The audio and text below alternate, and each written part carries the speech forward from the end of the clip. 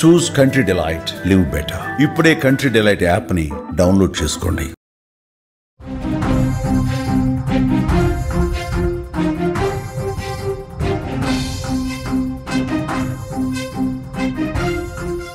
Pashamylaram Sigachi pharma ఫ్యాక్టరీలో జరిగిన ప్రమాదం మొత్తం దేశాన్నే కన్నీరు పెట్టిస్తోంది. మృతుల సంఖ్య 42 దాటింది. ఇంకా 20 మంది ఆచూకీ తెలియాల్సి ఉంది. దాదాపు 27 మంది లెక్క తెలియాల్సి ఉందని అధికారులు చెబుతున్నారు. అంతేకాదు ఆసుపత్రిలో ఉన్న వాళ్ళు కూడా చాలామంది, దాదాపు 30 మందికి పైగా ఆసుపత్రిలో చికిత్స పొందుతున్నారు. వీరిలో కూడా తీవ్రమైన గాయాలతో ఉన్న వాళ్ళు చాలామంది ఉన్నారు. దీంతో మొత్తంగా మృతుల సంఖ్య 75 వరకు చేరొచ్చని అధికారులు ఒక అంచనా వేస్తున్నారు. మొత్తం బిల్డింగ్ కూలిపోయింది. బ్లాస్టింగ్తో బిల్డింగ్ కూలిపోయింది. శిథిలాల కింద అనేక మంది, ఇప్పుడు ఎవరైతే ఆచూకీ దొరకలేదని చెప్తున్నారో వాళ్ళు ప్రాణాలతో లేరనే నిర్ణయానికి వస్తున్నట్టుగా తెలుస్తోంది. వీళ్ళ ప్రాణాలు దక్కుతాయా అని అర్థం కాని పరిస్థితి ఏర్పడింది. ఇప్పటికే మిస్ అయిన వాళ్ళ లిస్ట్ని అక్కడ అధికారులు రిలీజ్ చేశారు. ఆ లిస్ట్ని మీరు స్క్రీన్ పైన చూస్తున్నారు. ఒక్కసారి మీరు ఈ వీడియోలో చూడొచ్చు. వీళ్ళంతా చనిపోయిన వాళ్ళు. అట్లాగే ఇప్పుడు చూస్తున్న లిస్టులో ఇంతవరకు వీళ్ళ ఆచూకీ దొరకలేదు. కేవలం ఫ్యాక్టరీలో ప్రమాదం జరిగినప్పుడు తప్పించుకున్నది కేవలం 57 మంది మాత్రమే. మిగతా వాళ్ళ ఆచూకీలు ఇంకా తెలియాల్సి ఉంది. ఆ సమయంలో దాదాపు 100 నుంచి 110 మంది ఉన్నట్టుగా తెలుస్తోంది. ఈ ప్రమాదానికి కారకులు ఎవరు? ఈ ప్రమాదం జరగడానికి అసలైన కారకులు ఎవరు? అన్యాయంగా వీళ్ళని బలి తీసుకున్నది ఎవరు? ఒక ఫార్మా ఫ్యాక్టరీలో ఎటువంటి అగ్ని ప్రమాదం జరగకుండా ఉండేందుకు ఎప్పటికప్పుడు చర్యలు తీసుకోవాలి. చర్యలు తీసుకోవడంలో ఎవరు విఫలమయ్యారు? యాజమాన్యమే కదా. ఎందుకు ఇంతవరకు యాజమాన్యం ఈ అంశం పైన పూర్తి స్థాయిలో స్పందించలేదు? సిగాచి యాజమాన్యం ఎందుకు నోరు మూసుకొని కూర్చుంది? అమాయకులైన కార్మికులు ప్రాణాలు కోల్పోతే, అమాయకులైన కార్మికులు వాళ్ళ ఫ్యాక్టరీ మంటల్లో, అగ్నికిలల్లో, బగబగమనే మంటల్లో ప్రాణాలతోనే కాలి బూడిదైపోతే ఎందుకు సిగాచి నోరు మూసుకొని కూర్చుంది? ఫార్మా ఫ్యాక్టరీలో పనిచేసేటప్పుడు అక్కడ పనిచేసే కార్మికుల ప్రాణాలకు విలువివ్వకూడదా? అక్కడ పనిచేసే కార్మికుల ప్రాణాలకు రక్షణ కల్పించకూడదా? కళ్ళు మూసుకొని పనిచేస్తున్నారా? పీసీబీ అధికారులు ఎందుకు ఈ ఫ్యాక్టరీలో ఉన్న తనిఖీలు చేయలేకపోయారు? ఇవాళ ముఖ్యమంత్రి రేవంత్ రెడ్డి సిగాచి ఫ్యాక్టరీకి వెళ్ళిన తర్వాత ఆయన లేవనెత్తిన ప్రశ్నలే ఇప్పుడు అనేక అనుమానాల్ని కలిగిస్తున్నాయి.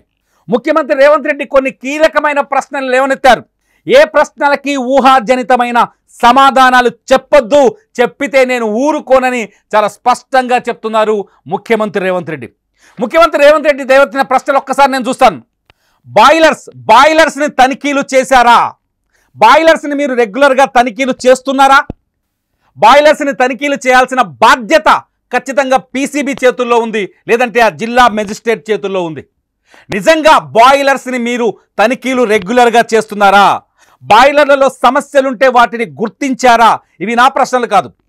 మన తెలంగాణ ముఖ్యమంత్రి రేవంత్ రెడ్డి అక్కడ నిల్చొని ఉదయం పాశమైలారం వెళ్ళిన తర్వాత అక్కడ సిచ్యువేషన్ని చూసిన తర్వాత, అక్కడ సహాయక చర్యల్ని పరిశీలించిన తర్వాత, అక్కడున్న క్షతగాత్రులతో మాట్లాడిన తర్వాత, ఆసుపత్రికి వెళ్ళి గాయాల పాలైన కార్మికులను పరామర్శించిన తర్వాత ముఖ్యమంత్రి రేవంత్ రెడ్డి లేవెత్తిన ప్రశ్నలు ఇవి. బాయిలర్స్ని తనిఖీలు చేశారా? బాయిలర్లలో సమస్యల్ని గుర్తించారా? బాయిలర్లపై యాజమాన్యానికి ఏమైనా సూచనలు చేశారా? ఏం చేశారు? బాయిలర్ పేలడం వల్లే కదా ఇవాళ ఈ ప్రమాదం జరిగింది. డ్రైయర్లో వచ్చిన మంటలు బాయిలర్ కంటుకొని అన్యాయంగా బిల్డింగ్ అతిపెద్ద బాంబులా పేలిపోయింది. ఫ్యాక్టరీ ఒక అతిపెద్ద బాంబులా పేలుతుంది. పేలిపోయే ప్రమాదం ఉందని యాజమాన్యానికి తెలియదా? ప్రమాదకరమైన మెడిసిన్స్ని, బ్రాయిలర్స్ అట్లాగే రియాక్టర్లతోటి ఈ మెడిసిన్స్ని తయారు చేస్తున్నప్పుడు అక్కడ ఎంతమంది కార్మికులు పనిచేయాలి? ఆ పనిచేస్తున్న కార్మికుల ప్రాణాలకి ప్రమాదం జరగొచ్చనే అంచనా మీరు వేయలేదా? సిగాచి యాజమాన్యాన్ని అడుగుతున్నాను. ఒక్కటి కాదు, ఒక్కసారి గూగుల్లోకి వెళ్ళి సెర్చ్ కొట్టండి. కనీసం ఈ నెలలోనే 5-6 ప్రమాదాలు జరిగాయి. అన్నీ చెప్పుకోదగ్గవి కాదు. కొన్ని చోట్ల చిన్న ప్రమాదంతోనే బయటపడ్డారు, గాయాలతో బయటపడ్డారు. కానీ ఇవాళ ఏం జరిగింది? ఇప్పటికే 42 మంది ప్రాణాలు పోయాయి. దేశం మొత్తం ఇవాళ తెలంగాణ వైపు చూస్తోంది, పాశమైలారం వైపు చూస్తోంది, పాశమైలారంలో రగిలిపోయిన కాలిపోయిన శవాల వైపు చూస్తోంది, అక్కడ బూడిదైన శవాల వైపు చూస్తోంది. కాపాడలేకపోయారే. కనీస చర్యలు తీసుకోకపోవడంలా, కనీస జాగ్రత్తలు తీసుకోకపోవడం వల్లే ఈ ప్రమాదం జరిగినట్టు స్పష్టంగా అర్థమవుతుంది. పరిశ్రమల్లో ఇలాంటి ప్రమాదాలు జరగకుండా చర్యలు తీసుకోవాలని ముఖ్యమంత్రి రేవంత్ రెడ్డి ఇవాళ అధికారులను ఆదేశించారు. గతంలో జరిగిన ప్రమాదాల గురించి కూడా ఇవాళ ముఖ్యమంత్రి ఆరా తీశారు. ఇంత పెద్ద ప్రమాదం జరిగినప్పుడు చాలా యాదాద్రి భువనగిరి జిల్లాలో దోత్తిగూడెం అనే ఒక విలేజ్ ఉంటుంది. ఆ విలేజ్లో ఇలాంటి పరిశ్రమలు 200 దాకా ఉన్నాయి. అక్కడ కూడా నిత్యం ఏదో ఒక ప్రమాదం జరుగుతూనే ఉంటుంది. ఇటు సంగారెడ్డిలో పాశమైలారంలో ఎన్నో ఏళ్ల నుంచి ఈ ఫార్మా కంపెనీలు కొలువుదీరున్నాయి. కానీ అందులో పనిచేసే కార్మికులకి ఎటువంటి భద్రత రక్షణ లేదని ఇవాళ సికాచి ప్రమాదాన్ని చూస్తే మనకు అర్థమవుతుంది.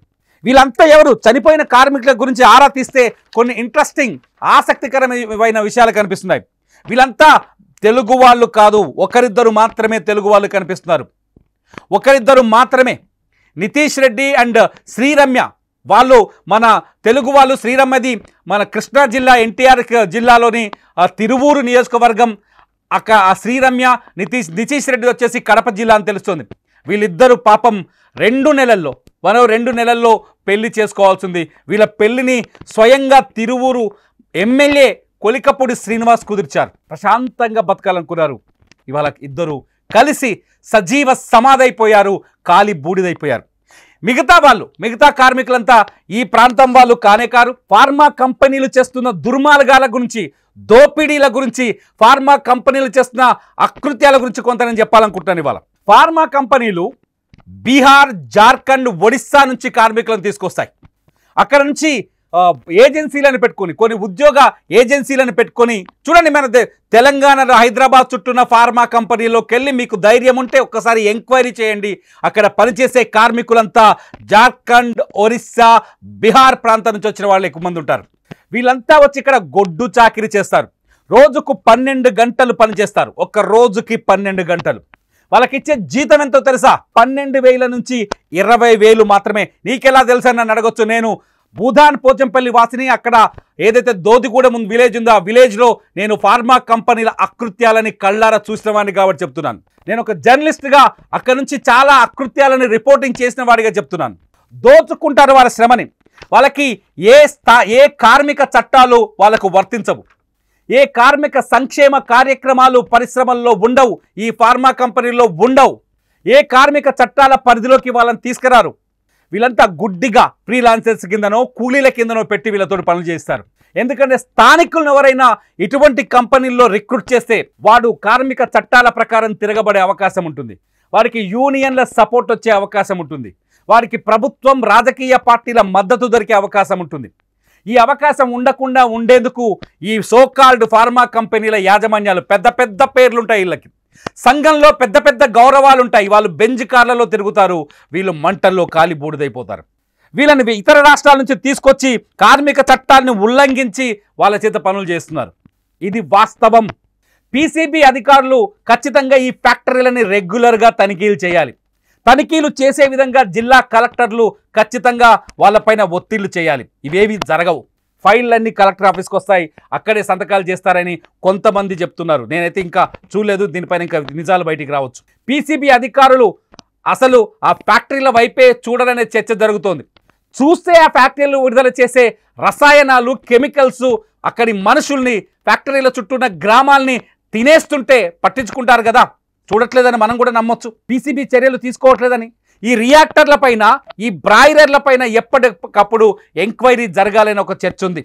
వీటిపైన ఖచ్చితంగా తనిఖీలు జరగాలి. జరగకపోతే అక్రమాలకు పాల్పడతారు. ఎవడైనా పాల్పడతాడు. తక్కువ ఖర్చు పెట్టి కోట్లు సంపాదించాలనే ఆలోచన ఎవరికైనా ఉంటుంది. వాళ్ళు పట్టించుకోరు. ఈ పేలుళ్ళకి మొదటి కారణాలు బాయిలర్లని సరిగ్గా మెయింటైన్ చేయకపోవడం, రియాక్టర్లని సరిగ్గా మెయింటైన్ చేయకపోవడమేని కొంతమంది నిపుణులు చెప్తున్నారు. సో ఇక్కడ కూడా అదే జరిగిందా? సిగాచి ప్రమాదం వెనుక కూడా నిర్లక్ష్యం ఉందా? ముఖ్యమంత్రి అడుగుతున్నారు కదా, నిర్లక్ష్యం ఉందా అని ముఖ్యమంత్రి ప్రశ్నిస్తున్నారు కదా. మరి దీనిపైన ఇప్పటికైనా చర్యలు తీసుకుంటారా? బీహార్ నుంచి పాపం అమాయకులు పొట్ట చేత పట్టుకొని ఆకలిని తీర్చుకోవడానికి గొడ్డు చాకిరీ చేసేందుకు వేరే రాష్ట్రం నుంచి వచ్చి ఇక్కడ తిండి నిద్ర వదిలేసి 12 గంటల పాటు ఒక్కో ఫ్యాక్టరీలో పనిచేసి రూపాయి పోగేసి ఎక్కడో వందల కిలోమీటర్ల దూరంలో ఉన్న వాళ్ళ కుటుంబ సభ్యుల ఆకలి తీరుస్తున్నారు వాళ్ళు. ఇవాళ చచ్చిపోయిన కార్మికులంతా దాదాపు వాళ్ళే అని తెలుస్తోంది. ఒకసారి ఆ లిస్టు చూస్తే మాకు అర్థమవుతుంది. ఆ పేర్లు చదువుతుంటే మన రాష్ట్రం వాళ్ళు చాలా తక్కువ మంది ఉన్నారు. మన రాష్ట్రం వాళ్ళు ఉంటే ఖచ్చితంగా సేఫ్టీ మెజర్స్ కోసం పోరాటం చేసేవాళ్ళు. మన రాష్ట్రం వాళ్ళు ఉంటే ఖచ్చితంగా మన కార్మిక సంఘాల దృష్టికి తీసుకెళ్లేవాళ్ళు. ఇతర రాష్ట్రాలకు చెందిన వాళ్ళు ఉండడం వల్ల వాళ్ళకి నోరు లేదు, మాట్లాడే హక్కు లేదు, ప్రశ్నించే శక్తి లేదు. అందుకే ఇవాళ ఇటువంటి ప్రమాదం జరిగిన వాళ్ళ గొంతు వినేవాడు లేదు. నిజంగా నేను సెల్యూట్ చేస్తున్నా ముఖ్యమంత్రి రేవంత్ రెడ్డికి. ఎందుకంటే బాధితుల పక్షాన ఫ్యాక్టరీ దగ్గరికి వెళ్ళి మాట్లాడినందుకు, ఫ్యాక్టరీలో ఇటువంటి కెమికల్ ఫ్యాక్టరీలో దుర్మార్గాలు కొనసాగుతున్నాయని ఆయన చూసినందుకు, ఈ ప్రమాదం తర్వాత అయినా ఆ ఫ్యాక్టరీలన్నింటిపైన విచారణ చేపట్టాలని ఆయన అధికారులని ఆదేశించినందుకు, ఈ ప్రమాదంలో ప్రాణాలు కోల్పోయిన ప్రతి కార్మికుడి కుటుంబానికి ₹1,00,00,000 పరిహారం అందిస్తానని చెప్పినందుకు, క్షతగాత్రులను ఆదుకునేందుకు 5 లక్షల పరిహారం ఇప్పిస్తానని హామీ ఇచ్చినందుకు ప్రధానమంత్రి నరేంద్ర మోదీయే బాధను వ్యక్తం చేశారు.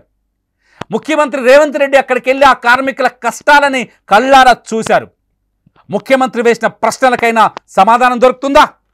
ఈ ఫార్మా కంపెనీలు, బెంజ్ కార్లలో తిరిగేవో ఫార్మా కంపెనీల యాజమానులారా, మీకోసం రక్తాన్ని దారపోస్తున్న, ప్రాణాలని దారపోస్తున్న కార్మికుల సంక్షేమం కోసం కొంచెం మేలు చేయండి.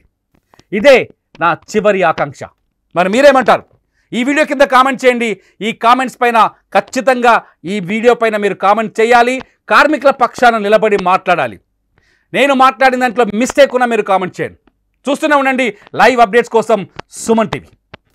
దీనికి సంబంధించి చనిపోయిన కుటుంబాలకు ₹1,00,00,000 నష్టపరిహారం ఇప్పించాలి. పరిశ్రమ వాళ్ళతో మాట్లాడి ప్రభుత్వం వైపు నుంచి, పరిశ్రమ వైపు నుంచి చనిపోయిన కుటుంబాలకు ₹1,00,00,000 నష్టపరిహారం ఇవ్వాలి అని చెప్పి నేను ఆదేశాలు ఇవ్వడం జరిగింది. ఆదేశాల ప్రకారం మా మంత్రులు పరిశ్రమ యజమానులతో మాట్లాడి ప్రభుత్వం వైపు నుంచి సహకారం తీసుకొని వాళ్ళకి నష్టపరిహారం అందించడం జరుగుతుంది.